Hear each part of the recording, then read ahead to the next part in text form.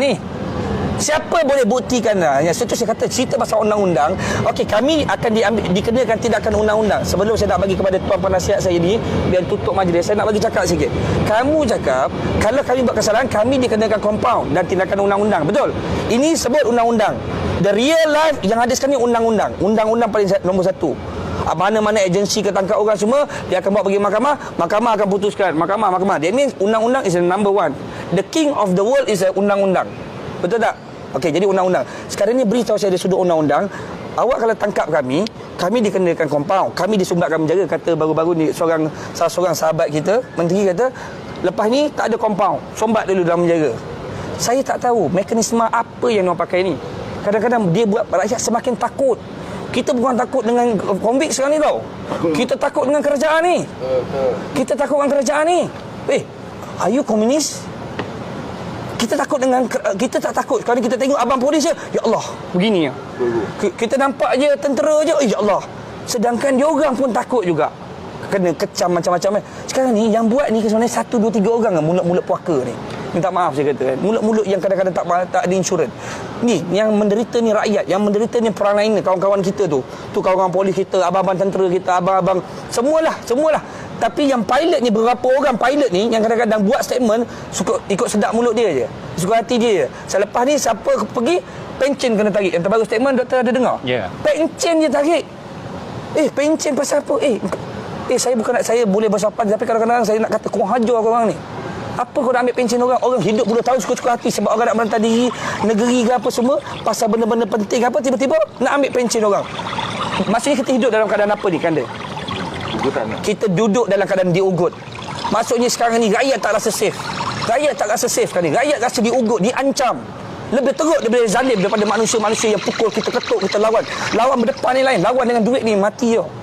Lawan dengan penjaga ni lain macam tau. Kau jangan cuba bayangkan kau jangan main-main, aku masuk kau dah penjaga. Orang takut. Kau jangan main-main, compound 10,000. Begini bang. Jadi jangan ancam kita dengan duit, jangan ancam kita dengan compound, jangan ancam kita dengan penjara semua ni. Sebab kita tengah menderita ni. Ni rakyat menderita. Rakyat tengah susah ni. Menangis-nangis makcik-makcik tu.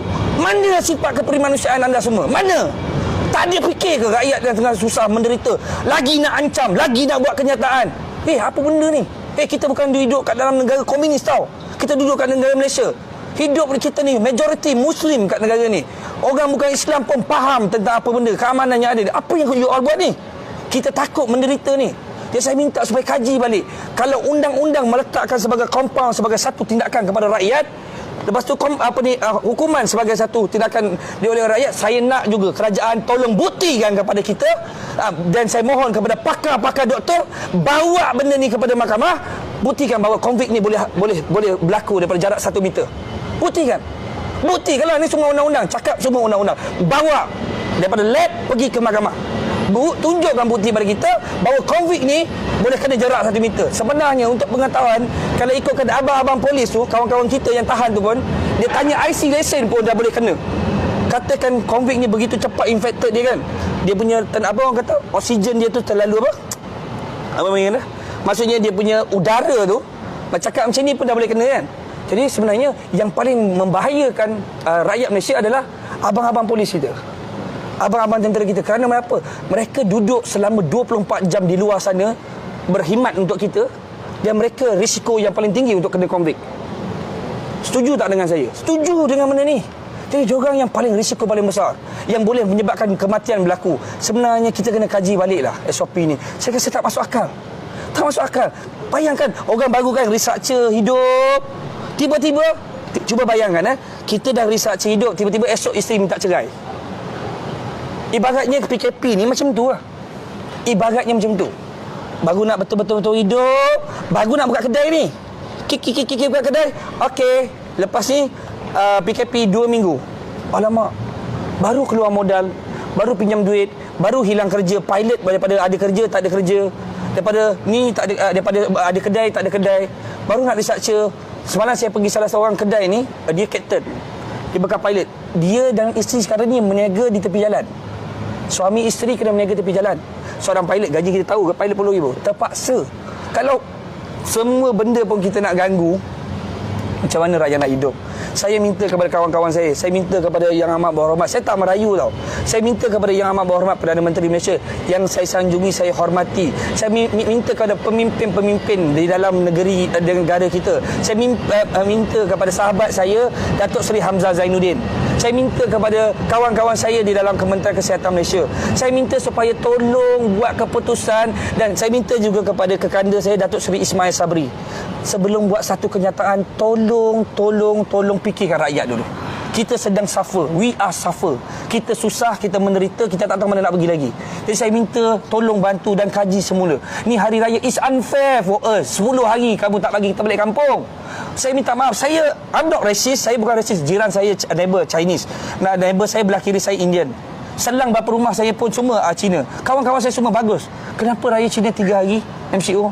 Bukan saya nak cakap, kita nak cakap bila sebelum ni dia bagi 10 hari, tiba-tiba bila orang masyarakat berbangsa Cina bising, terus dia kata boleh satu rumah besar, satu rumah dia kata makan meja boleh 15 orang satu meja sebagainya. Kenapa kita ni sebagai orang majority 90%, 65 plus Muslim, Malay kat negara ni, yang kita tahu perlembagaan undang-undang tu adalah lebih memihak kepada kita. Raja-raja Melayu memihak kepada kita, tapi kita tak boleh raya, kita tak boleh balik kampung. Siapa yakin dengan saya tahun depan mak bapak masih hidup lagi? Yang kadang-kadang mak bapak siapa tahu attack, saya tengok ni dekat dalam Twitter semua, tak apalah kalau tak nak balik, bapak bayarlah duit tu compound.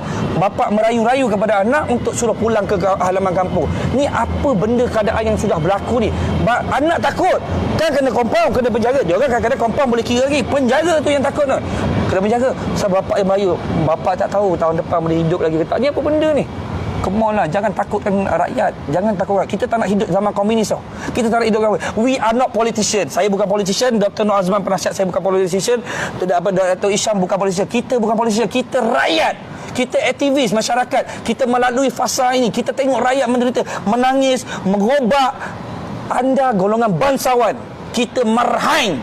Kita hidup dalam keadaan kesusahan. Kita hidup dalam keadaan kais pagi makan pagi, kais petang makan petang. Anda hidup dalam keadaan kemewahan. Anda diberi gaji yang tetap.